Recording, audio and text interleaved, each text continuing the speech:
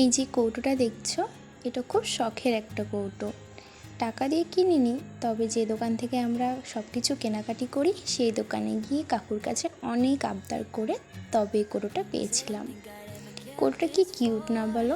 আমি ভাবিনি যে কৌটোটাকে এভাবে রং করব। আসলে সেদিনকে আমি একটা অন্য আর্ট করছিলাম, করতে গিয়ে একটু রং বেঁচে গিয়েছিল, সেটাকেই কাজে লাগাচ্ছিলাম আর কি। দেখো কি সুন্দর লাগছে কৌটোটা।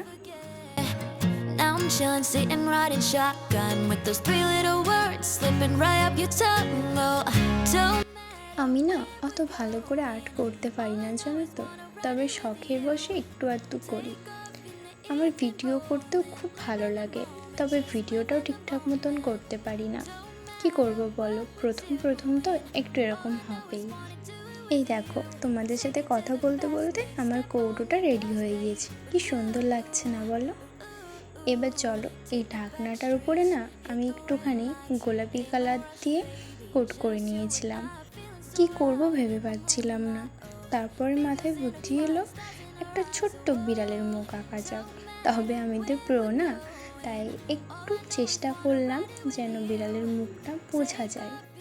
আস্তে আস্তে নাক, চোখ, মুখ সব আঁকে দিলাম। খুবই সুন্দর লাগছিল যেন কৌটোটা সামনে থেকে। দেখো, দেখতে দেখতে রেডি হয়ে গেল আমার এই ছোট্ট কিউট কৌটোটা। কেমন লাগছে তোমরা অবশ্যই জানিও আমার এই কৌটোটাকে।